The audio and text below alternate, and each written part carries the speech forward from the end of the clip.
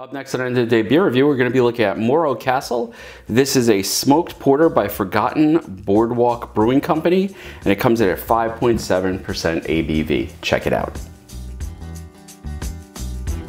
Hi everybody, it's Rich and welcome to the channel. Today, going to be looking at a smoked porter called Morro Castle. This is by Forgotten Boardwalk Brewing Company. It says a curious brewery and refuge in Cherry Hill, New Jersey. It comes in at 5.7% ABV, and it says, oh, there's a whole little story here. Okay, let's see. Luxury cruiser line burns off the coast of New Jersey. While traveling to New York in 1934, the luxury ship Morro Castle mysteriously caught fire, causing over 137 passengers to perish. Crowds rushed to witness the inferno at sea while it burned for days. Beached upon the shore of Asbury Park, murder and arson were suspected, yet the truth remains unknown. So the name of this actually has a really interesting story behind it. I guess it's a smoked porter, sort of in homage to that fire. It comes in at 5.7% ABV. And it says, don't go down, that's actually pretty funny, don't go down with the ship, enjoy responsibly. So this was brewed and canned by Forgotten Boardwalk Brewing Company of Cherry Hill, New Jersey, which I have not tried. I have been to Cherry Hill, New Jersey. Well, I've driven past it actually. So I have not tried anything from them before. So I'm sort of excited for this one. I do not see a born on date or a canning date.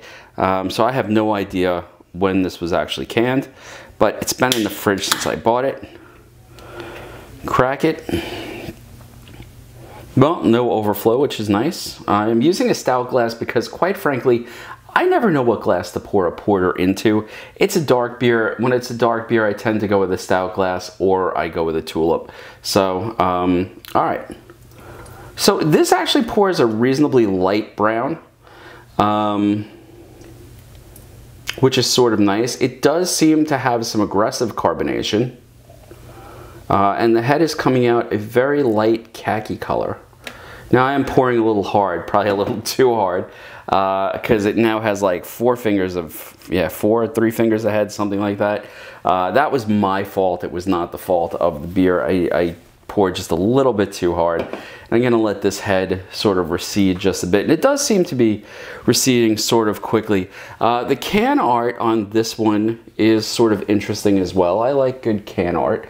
I don't understand what it means when it says a curious brewery and refuge. I'm gonna have to look into this. I like a good a beer with a good story to it. So anytime you see that, you know, or some sort of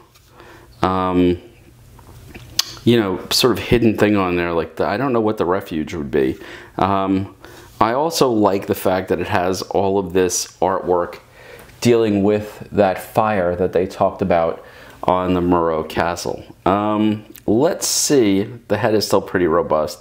Let's see what the aroma is like. Wow, that's different. There's a lot of smokiness to this. In fact, it's almost like, I almost want to say it's like the aroma of like tobacco, not burning tobacco, but like if you've ever walked into like a cigar shop, that sort of sweetness that goes along with tobacco before it's actually burned, you know, and smoked. In fact, right now, that smokiness is really the overwhelming aroma coming out of here. I'm getting a little bit of roastiness, but it's really dominated by that sort of smoky, sort of sweet tobacco sort of nose. All right.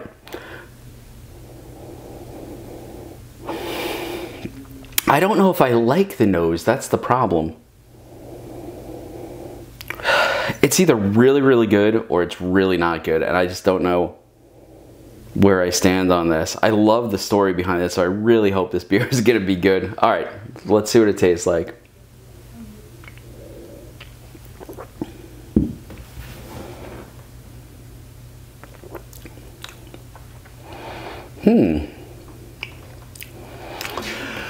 Okay, so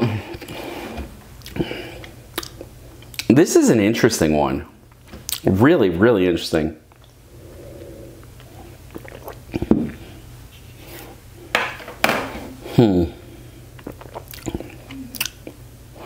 Okay, so let me try to explain what I'm getting from this. There's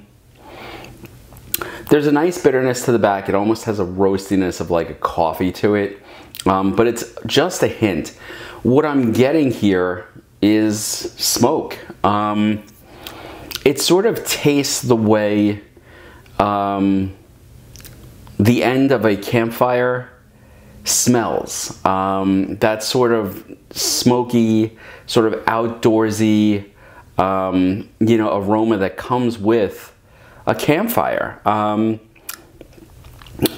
Mixed with, when you breathe it in as you drink it, that sweetness of sort of the tobacco notes and the smokiness that's overwhelming here.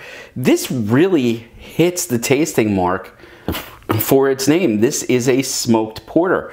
There's the dark roastiness of the, you know, the porter itself, but there is this smokiness to it that reminds me of something that has been like barbecued over wood charcoal. Not, you know, real, you know, charcoal briquettes. I mean like real wood charcoal. And there's a certain smokiness here that, you know, I'm not even sure I love it, but it is so interesting to drink.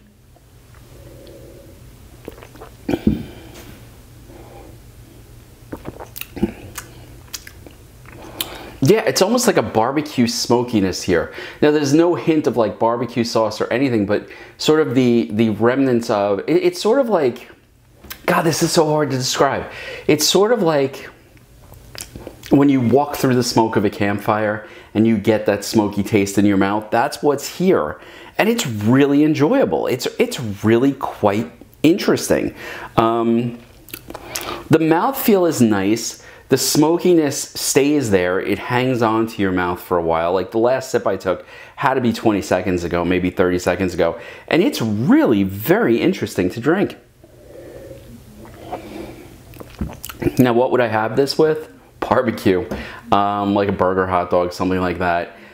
Maybe chicken done over wood charcoal. This is very, very good.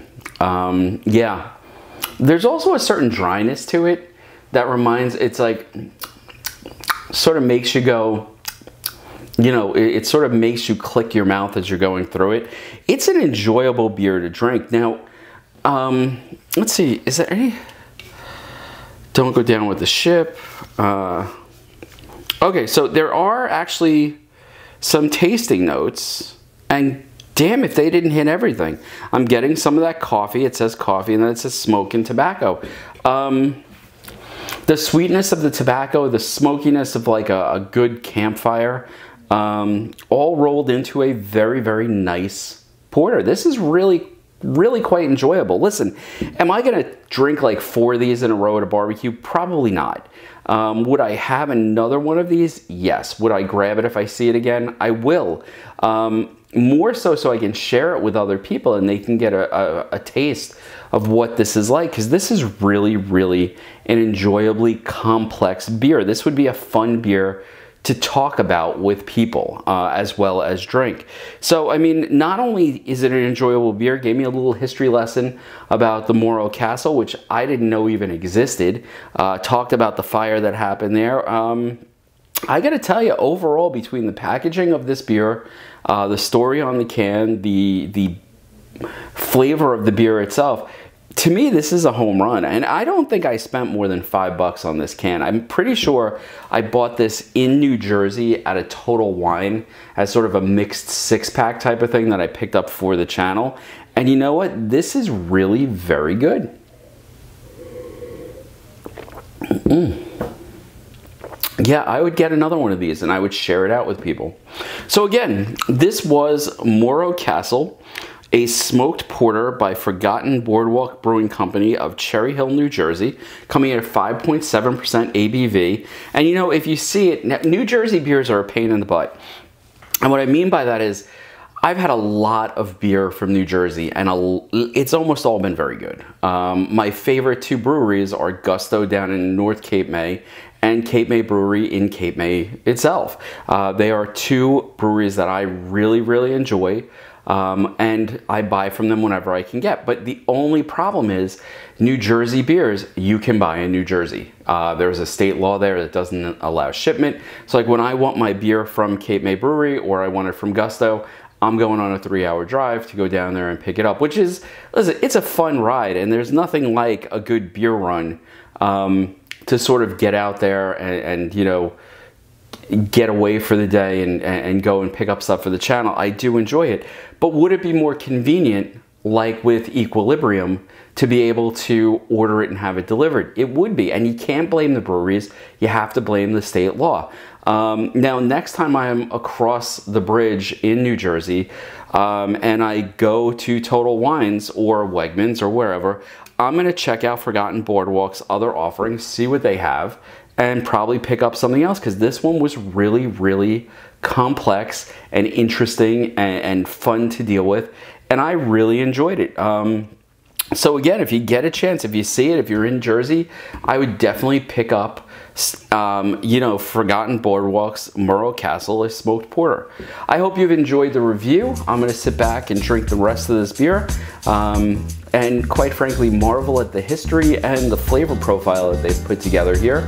And I will see you next time. If you get a chance, hit that like button, subscribe, throw some comments down below. Love to hear from you, and I will see you next time on End of the Day Beer Review. Cheers.